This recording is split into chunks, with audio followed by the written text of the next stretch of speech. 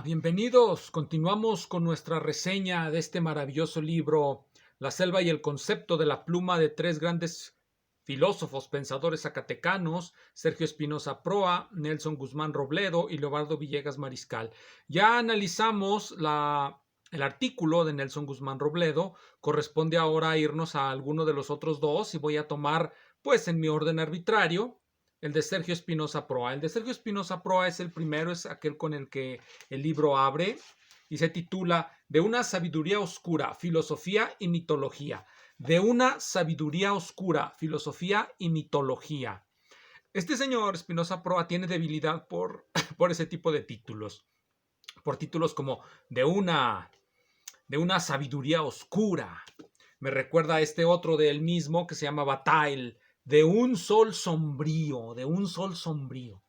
Bueno, encontraremos esas repeticiones a lo largo del tiempo porque como que ciertas frases se les vuelven a estos pensadores, se les vuelven hábitos. Bien, entonces vamos a ese artículo ya directamente de una sabiduría oscura, filosofía y mitología. El artículo consta de 4 secciones. La primera se titula Filosofía, Mitología y Teología. La segunda, de una alteridad sin dialéctica, de una alteridad sin dialéctica. La tercera, el real de los primitivos. Y la última, la sabiduría trágica. Cada uno de los títulos nos remite a una afirmación que hace Espinosa Proa en cada uno de sus apartados. A diferencia de Guzmán Robledo, cuyas afirmaciones son un tanto vagas, cuyas expresiones parecen perderse en el estilo, porque bueno, todos ellos son seguidores, como ya lo he dicho, hasta el cansancio, seguidores del neonichianismo español, por lo tanto, conciben la filosofía como el desarrollo de un estilo. Por lo tanto, algunos de ellos tienen un estilo muy enrevesado y a veces no queda claro qué están diciendo. Lo ha dicho Espinosa Proa en alguna entrevista, creo que cuando ganó un premio de ensayo, fue entrevistado y dijo que él prefiere precisamente el ensayo porque le permite no concentrarse. El estilo de los artículos científicos en donde la palabrería se reduce al mínimo y donde casi todo está sujeto a una metodología fija de escritura, en donde no vamos a ser palabreros. Bueno, en primer lugar, esas revistas no aceptan la palabrería. Bien, pero en el ensayo sí, en el ensayo se puede hablar, desarrollar el estilo, fingirse literato. Pero Espinosa Proa, para bien de sus lectores en este ensayo que estoy queriendo comentar, de una sabiduría oscura, filosofía y mitología, en este ensayo reduce al mínimo sus capacidades ensayísticas. Aquí no lo vemos en su papel de inspirado literato. Aquí sí trata de decir algo. Y bueno, por eso lo mencioné al principio. Cada una de las secciones, el título es muy elocuente respecto a lo que va a decir. El primero, que se titula Filosofía, Mitología y Teología, trata de explicarnos lo que es el mito desde dos perspectivas que va a rechazar al final. La primera perspectiva, la de Platón, es la filosofía. La segunda perspectiva de unos franceses, Bernard y Vidal-Naquet, correspondería a la teología, porque ellos van a reducir el mito a la teología, y Platón va a reducir el mito desde la perspectiva filosófica, desde la perspectiva del discurso de la razón, que es lo que ellos quieren, a lo que ellos quieren oponerse, los autores de este libro. Platón nos dirá que el mito no es verificable. Eso es lo que nos platica Espinosa Proa en esa primera sección, filosofía, mitología y teología. Nos dice Platón, el mito no es verificable y además es incoherente. Su discurso es incoherente. ¿Por qué es incoherente? ¿Por qué no es verificable? En primer lugar, porque habla de cosas que no estamos seguros si existen o no y que no tenemos medio de verificarlo. ¿De qué nos hablan los mitos? Los mitos nos hablan del origen del mundo, del origen de las especies, del origen del sol, del origen del universo. Son cosmologías que no pueden verificarse. Son cosmologías que se toman o se dejan. En principio, pueden haber aspirado a ser un discurso verdadero, quizá o quizá no, pero eso es lo menos importante. Podemos comenzar por decir que el mito no es un discurso que aspire a la verdad, por lo tanto la acusación de Platón de que es incoherente tiene sentido. El mito no aspira a la verdad, o al menos ya no aspira a ella, porque si aspirara a ellas tendría que ser condenado como un discurso mentiroso. Y eso es algo que nuestros autores obviamente no quieren. Ellos quieren vindicar al mito como un discurso otro, como una posibilidad real de experiencias nuevas. Aquí habría que recordarles que la ciencia, y eso volveré en un momento, que la ciencia también busca experiencias nuevas, pero no las experiencias subjetivas, sino experiencias objetivamente nuevas. ¿O acaso la llegada del hombre a la luna no representó una nueva forma de experiencia?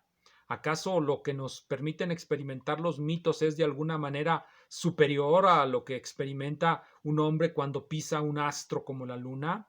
¿O quizá es un empobrecimiento reducir la luna a un astro que podemos pisar? Porque en aquellos viejos mitos, la luna, nos diría Robert Graves, creo que lo dijo en La diosa blanca, la luna es el origen de todos los mitos. La diosa blanca es la luna, y ahí está el origen de todos los mitos, como en aquella que platicábamos de cuando discutíamos a Guzmán, la escuela mitológica naturalista alemana. Robert Graves también es naturalista, él cree que los mitos se originan de un astro, en este caso de la luna. Bien, pero volvamos a lo que dice Platón, los mitos son incoherentes e inverificables. ¿Por qué son incoherentes e inverificables? Bueno, por lo que ya aduje. ¿Qué opina Spinoza Proa de esta posición de Platón? Opina que es un error, porque no nos dice que es el mito. Nos dice que no es. El mito no es un discurso coherente. El mito no es un discurso verificable. Por lo tanto, lo único que nos está diciendo esta caracterización es que el mito no puede aspirar a la verdad, porque si aspirase a la verdad, pues simplemente sería un discurso falso. Entonces, aunque no parezca claro, esa es la primera caracterización que tenemos del mito, una caracterización negativa. El mito no aspira a la verdad. Entonces, ¿a qué aspira el mito? Eso es el problema que debe de plantearse Spinoza Proa y que, bueno, esperemos que nos lo resuelva. A ver si es cierto. Bien, entonces rechaza pues Spinoza Proa a Platón y su caracterización del mito. No nos dice lo que es el mito, nos dice lo que no es. El mito no es un discurso verdadero, pero bueno, el mito no aspira a la verdad. ¿A qué aspira? Bueno, ya nos lo dirá posteriormente. Entonces, vamos a la siguiente escuela de sociología histórica, psicohistoria, dice Spinoza Proa. Bernard, los franceses, Vidal-Naquet y Bernard, practican una suerte de psicohistoria porque ellos creen que la psique humana está relacionada con el ambiente, lo que hay alrededor, y esto lo llama, lo voy a decir así como lo dice Spinoza Proa, lo voy a leer directamente. Dice así: una vez más, la psicología histórica, psicohistoria, de Jean-Pierre Bernard y Pierre Vidal-Naquet se presta como plataforma ideal para responder lo que es el mito. Su premisa básica, quizá dotada de un remanente ligeramente idealista, es que ninguna creación humana es efecto del azar. Hasta en lo más simple o absurdo subyace un régimen pensante, un régimen político que sería solidario de un régimen pensante. Para estos franceses, psicohistoriadores, cuando yo escucho la palabra psicohistoria viene a mí el nombre de Harry Seldon. Harry Seldon, ese personaje ficticio de Isaac Asimov en su famosa pentalogía de las fundaciones, psicohistoria. Pero la psicohistoria de Harry Seldon es muy distinta de la psicohistoria de estos franceses. Estos franceses no utilizan matemáticas. Recordemos que la psicohistoria de Asimov es la premisa de que finalmente la historia también sigue leyes y que se puede predecir, y de hecho la trilogía de las fundaciones, la pentalogía de las fundaciones, porque terminó siendo 5 historias, se basa en esa premisa. Harry Seldon, el psicohistoriador, haciendo sus cálculos, sus poderosísimos cálculos con tensores, porque hasta eso nos dice Asimov que utiliza tensores, descubre que el imperio galáctico está a punto de caer y por lo tanto él necesita salvarlo. Bien, esa es otra historia, ese es otro mito. O bueno, en este caso no se llama mito, esa es otra literatura de ciencia ficción, y la literatura sí puede comprenderse desde los parámetros de la razón, y el mito también. Pero bueno, estamos en la idea de de estos señores, de estos defensores de la irracionalidad del mito. El mito no se puede comprender desde la razón, y esa es la idea básica de este primer apartado.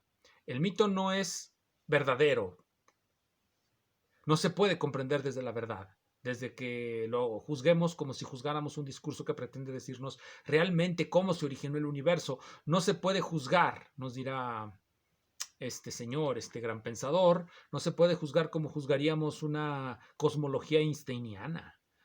No, la cosmología einsteiniana tiene que hacer predicciones y verificarse.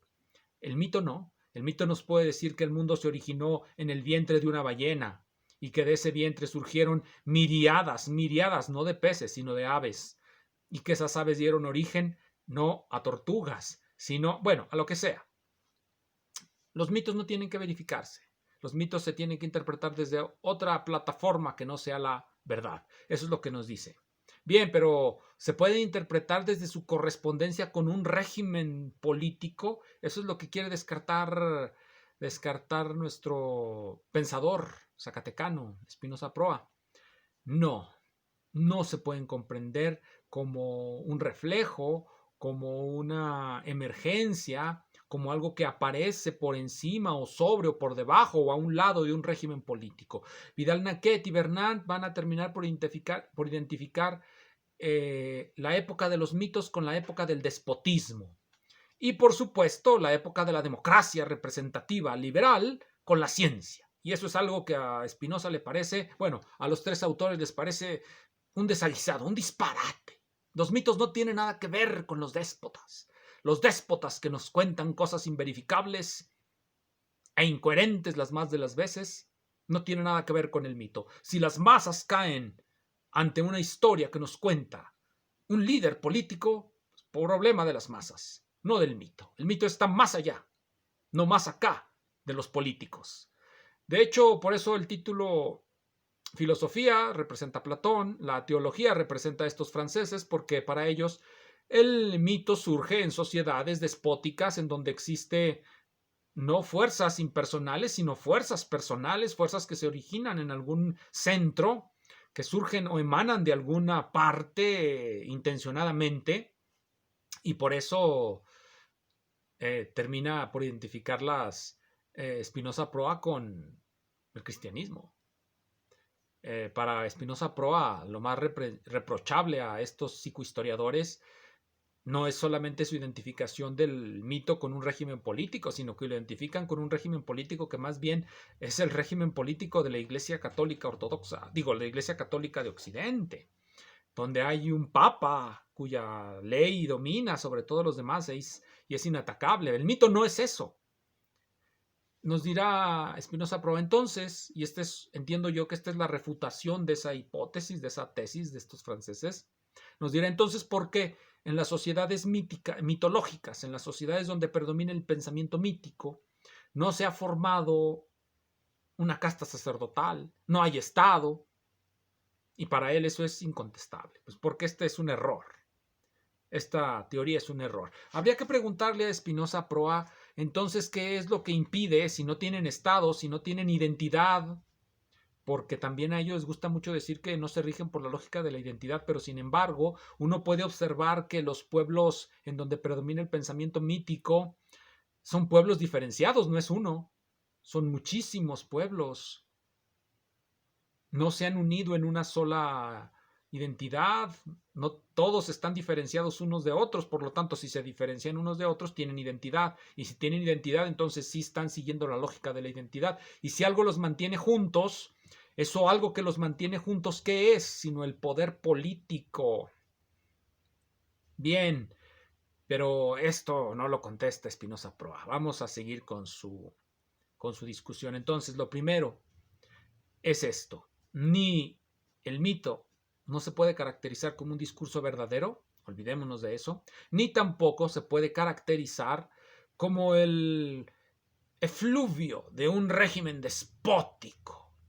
Por supuesto que no. Jamás.